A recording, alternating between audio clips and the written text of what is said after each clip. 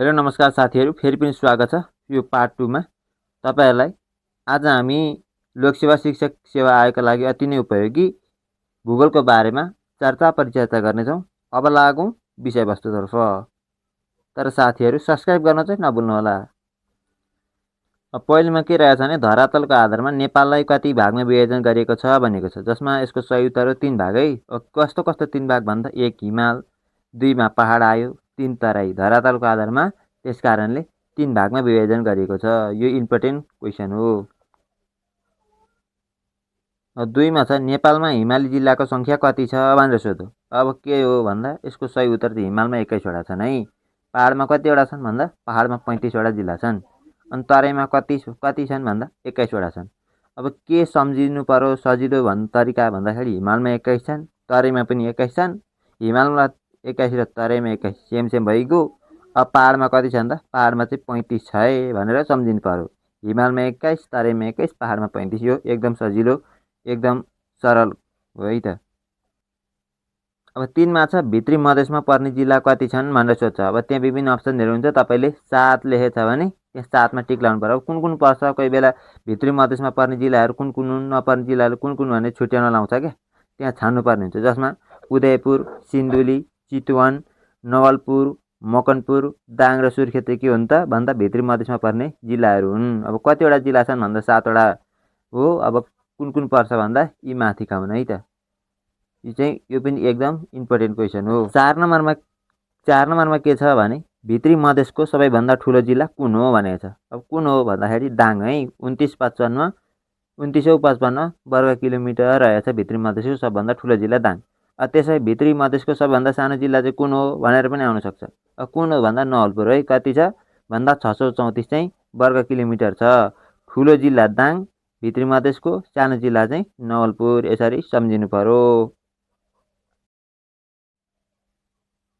5 मा रहेको छ शालिग्राम शिलाको लागि नेपालको प्रसिद्ध नदी कुन हो भनेर आउँछ। त्यहाँ विभिन्न अप्सन हुन्छ, तर यसको सही उत्तर कुन हो भन्दा कालीगण्डकी हो। यो चाहिँ शालिग्राम शिलाको लागि नेपालको प्रसिद्ध नदी यही मात्रै हो। नेपालमा पाउने ठाउँ पनि यही मात्रै हो, कालीगण्डकी। 6 नम्बरमा रहेछ बुढासुब्बा धार्मिक स्थल सुनसरी जिल्लाको धरान उपमहानगरपालिकामा पर्दछ भने किमाथाङका कुन जिल्लामा पर्छ भनेको छ। यसको कुन कुन हो त सही उत्तर भन्दा शङ्खसभा हो है, शङ्खसभा। 7 नम्बरमा रहेको छ राणाकालमा नेपाललाई कति जिल्लामा विभाजन गरिएको थियो। यसको सही उत्तर हो 35 जिल्लामा। त्यसै गरी 8औं प्रश्नमा रहेको छ आर्थिक तथा प्राविधिक दृष्टिकोणबाट नेपालमा कति जलविद्युत उत्पादन गर्न सकिन्छ भनेर सोधेको छ साथीहरू। यसको सही उत्तर हो 42,000 मेगावाट। त्यसै गरी 9औं प्रश्न रहेको छ झिमरुक जलविद्युत आयोजना कुन जिल्लामा पर्दछ। यसको सही उत्तर हो प्युठान। यो चाहिँ प्युठान जिल्लामा पर्दछ। त्यसै गरी 10औं प्रश्न रहेको छ सबैभन्दा बढी नगरपालिका भएको जिल्ला कुन हो। यसको सही उत्तर हो रौतहट। सबैभन्दा बढी नगरपालिका भएको जिल्ला रौतहट हो। 11औं नम्बरमा रहेको छ नेपालको प्रवेशद्वार भने कुन जिल्लालाई चिनिन्छ। नेपालको प्रवेशद्वार भनेर कुन जिल्लालाई चिनिन्छ भनेर लेखिएको छ। यसको सही उत्तर हो वीरगञ्ज। त्यसै गरी 12औं नम्बरमा रहेको छ प्रसिद्ध मनोकामना मन्दिर कुन जिल्लामा पर्दछ। यसको सही उत्तर हो गोर्खा। 13औं नम्बरमा रहेको छ नेपालको माटोलाई कति भागमा विभाजन गरिएको छ। यसको सही उत्तर हो 5 भागमा नेपालको माटोलाई विभाजन गरिएको छ।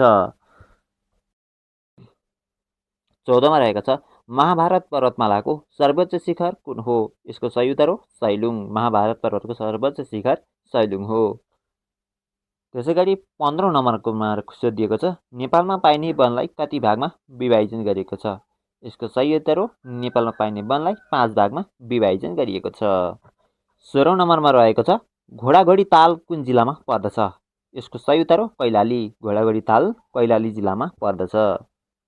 17 नम्बरमा सोधिएको छ सबभन्दा छिटो दौडन सक्ने जनावर कुन हो। यसको सही उत्तर हो चितुवा। सबैभन्दा छिटो दौडन सक्ने जनावर भनेर चितुवालाई चिनिन्छ।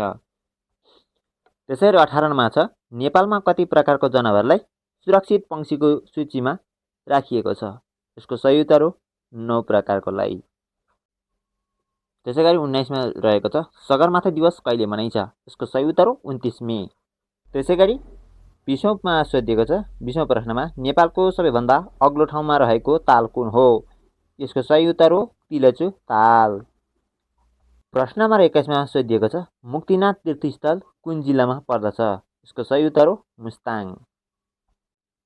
22औँमा छ जोडा मिलाउने हिमाल र हिमश्रृङ्खला भन्ने। जस्तै नेपाल पिक कुन हिमश्रृङ्खलामा पर्छ भन्दा कञ्चनजङ्घामा, गौरीशङ्कर, रोल्वासिङ, पिसाङ, दामोदरमा, माछापुच्छ्रे, अन्नपूर्णमा पर्दछ।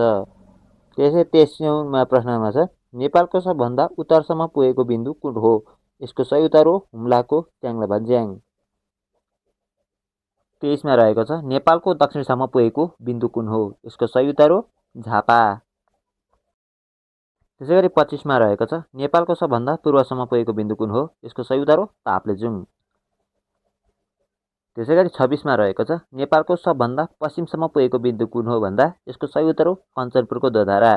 हस् त साथीहरू, आजको भिडियो तपाईँलाई कस्तो लाग्यो? कृपया यस च्यानललाई सब्सक्राइब गर्न नभुल्नुहोला, साथै भिडियोलाई लाइक कमेन्ट गर्न नभुल्नुहोला। हस् त, धन्यवाद। हजुरहरूको दिन शुभ रहोस्।